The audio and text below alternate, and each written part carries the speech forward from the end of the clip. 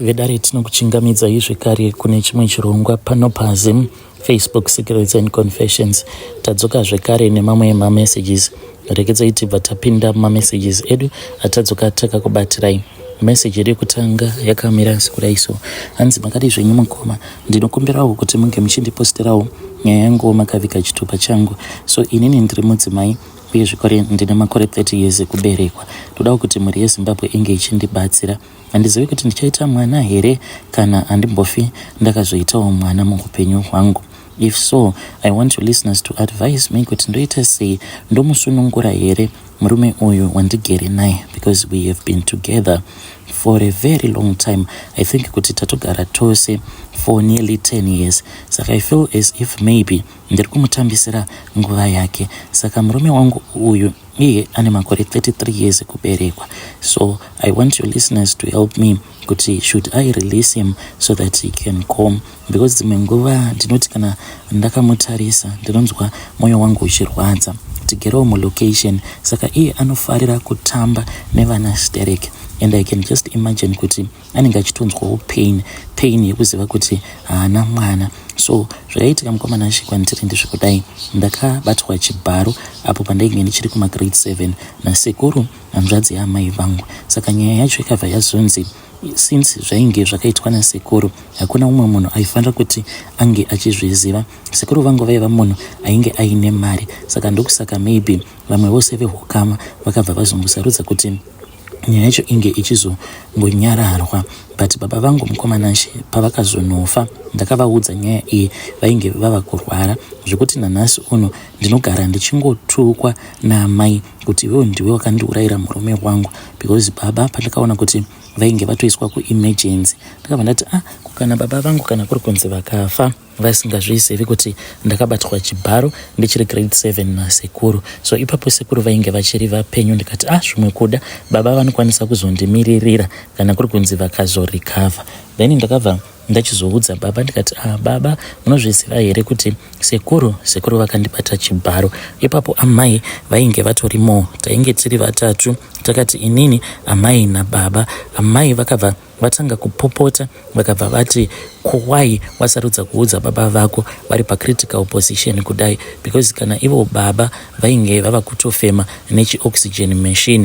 Saka baba vakazoti vashaika, amai kunyange parufu vainge vachingoti inini ndini ndainge ndakavaurayira murume wavo. But I was just trying kuti ndinge ndichiudza mubereki wangu ndichifungidzirawo kuti maybe baba vaikwanisa kuzoenda vakanomangara nyaya yacho kumapurisa.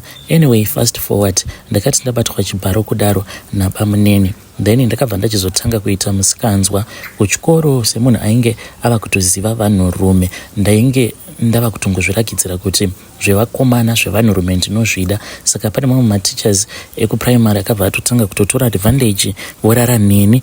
Form 1 ndainge ndatova senior. Ndaingoti as long as uine mari chingouya chete iwewe. Mukomana achi ndakahura ndichiri mwana mudiki. Then ndakabva ndazobatira pamoveri pandainge ndava form 2.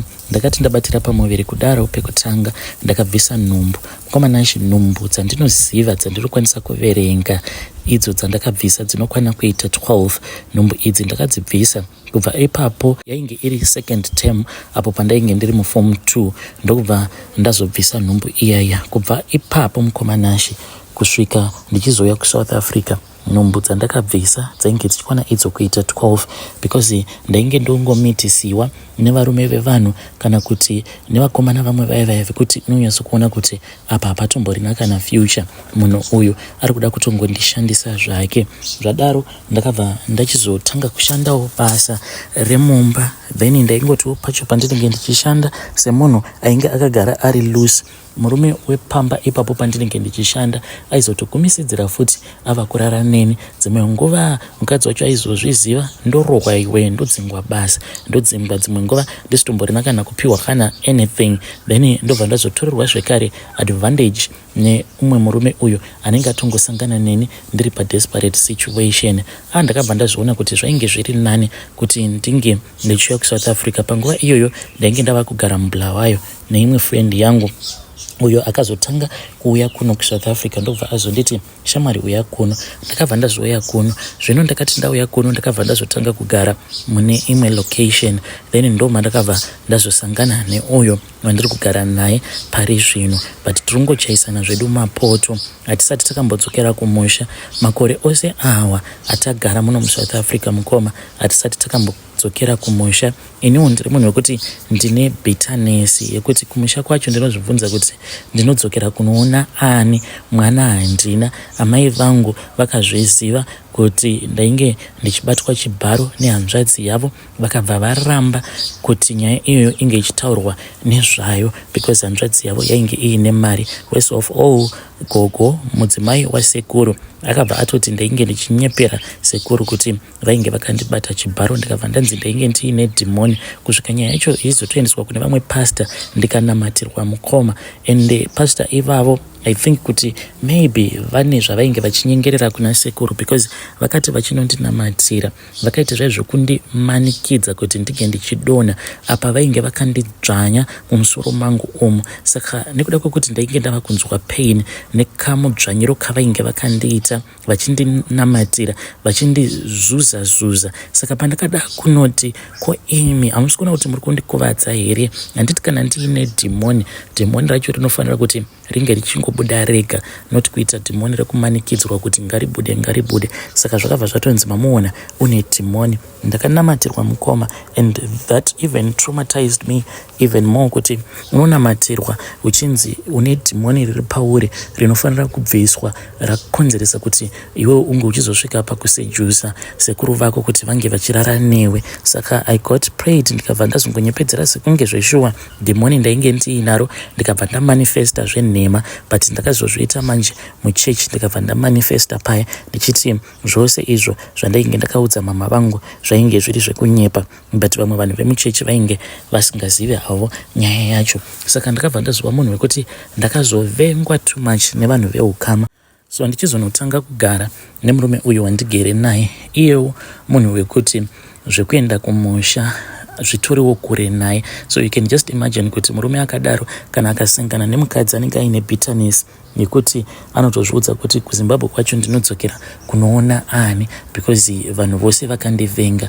Muri vaviri kudaro munenge matova dangerous. Saka tinotongozviraramira upenyu hwedu, tinotongozvitengera hembe dzedu dzinodhura, maiPhone edu, uye zvekare kana muri mumba medu property yatiinayo nemotikari yedu tinotozvinzwa kutoti tiri bore. But tinoti kana ndakamutarisa murume wangu, mwoyo wangu unobva watanga kurwadza kuti asi munhu uyo handisi kumudzvanyirira here. Ndokusaka ndodawo kubvunza kubva kune vedare renyu kuti murume wangu ndoita sei, ndomusunungura here, ende uye kana kuri kunzi ndikasarudza kuti ndafunga kumusunungura, what is the best possible way? Ndongoita zvekumurwadzisa here, kumuhurira here, kana kungomubudira pachena kuti we need to break up? Because iye haatozvizivi kuti inini even though ndisina family planning yandinoshandisa, but kune zvimwe zvinhu zvakaitika kumashure uko I think zvinokonzeresa kuti ndisakwanisa kubatira pamuviri. Like iko zvino ndatova neproblem, I think kuti maybe ndine mafibroids, because munguva ndinoti kana ndakagara pasi ndinonzwa pain kusvika muchibereko mangu, and izvi zvinoitika whether ndiri kumaperiods kana kuti ndisiri kumaperiods, in which I suspect kuti maybe ndava nemafibroids. And chimwe zvekare chinoita kuti ndige ndichizofungidzira kuti ndine mafibroids, dumbu rangu ndinongogara ndichita sekunge munhu ane kanhumbu, and it is because of that pain that I feel. Saka handizivi kuti ndoita sei, ndomuudza here about my past kana kuti ndongoramba ndakanyarara ndichingoti zvimwe kuda zvichaita.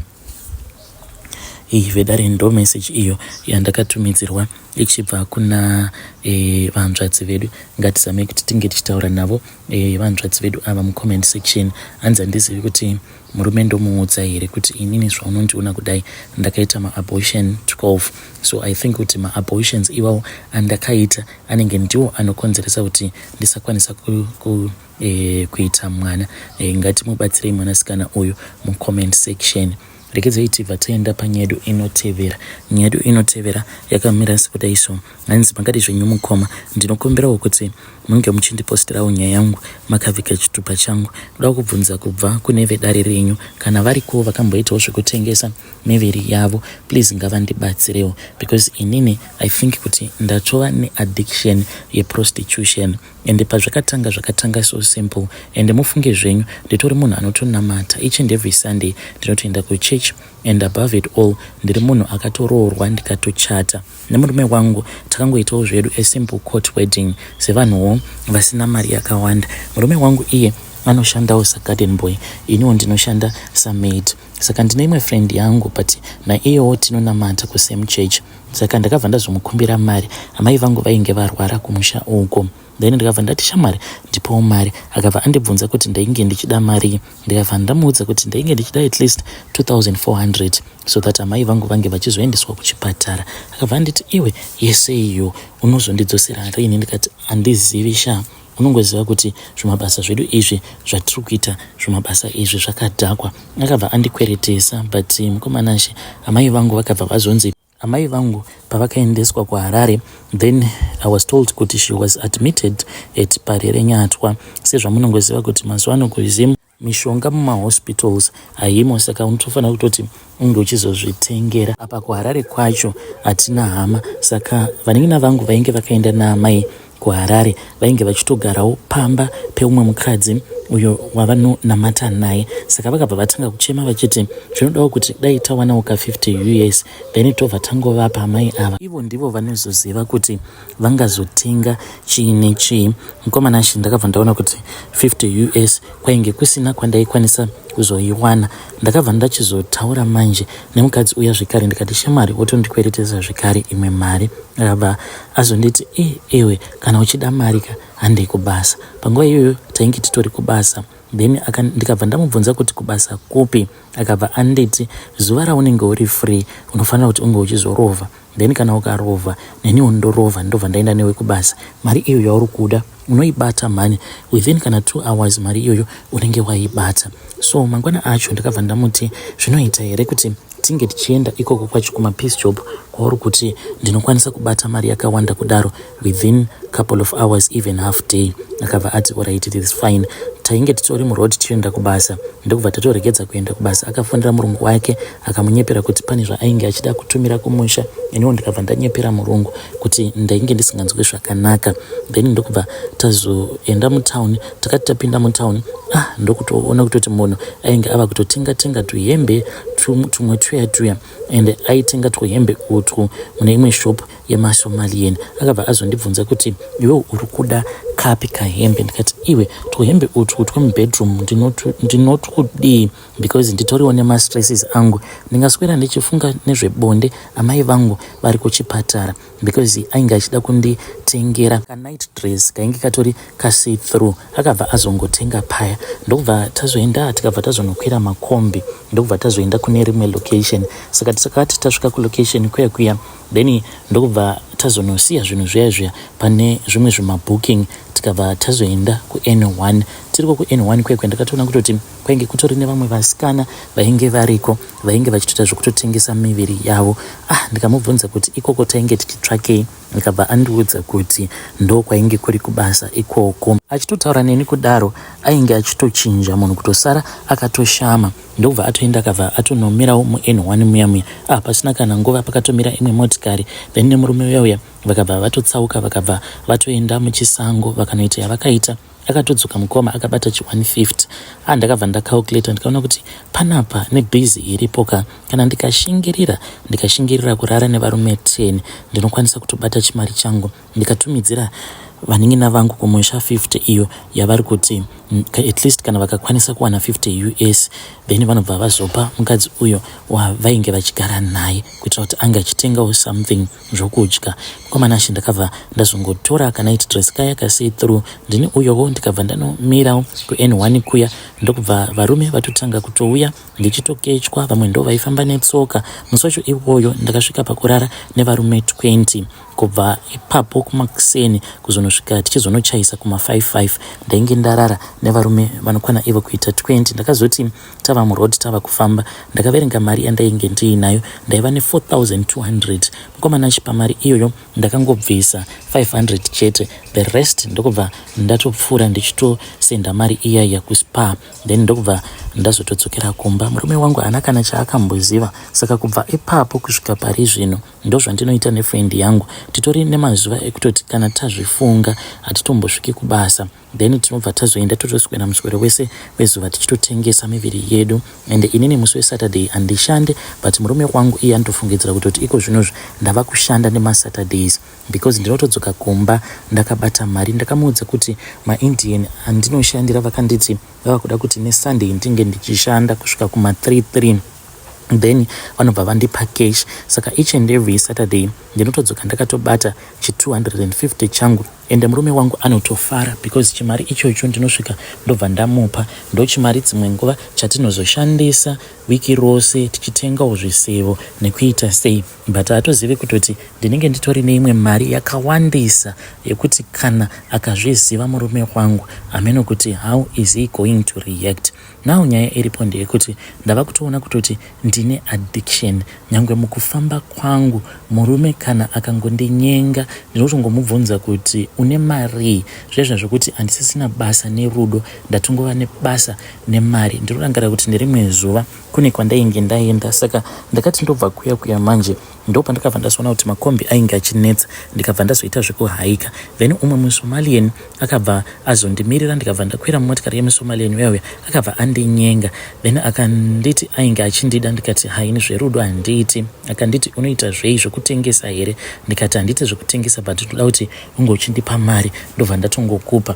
muSomalian wayo akabva ati bo, munhu wandainge ndisingazivi mukoma akandibuditsira 500 ndobva ndaenda naye kumba kwake. Takaswera muswero wese wezuva tichingoita bonde naye muSomalian uyauya, then akazondipa mari yangu ndikabva ndatouya kumba. Ende murume wangu haana kana kutombozviziva kuti ndainge ndatoswera muswero wese wezuva ndichirarwa nemuSomalian. So handizivi kuti addiction iyi yandava nayo yemari, yekuziva kuti kana murume achida kurara neni anotofanira kutoti ange achindipa mari, ndingaipedzawo sei addiction iyoyo.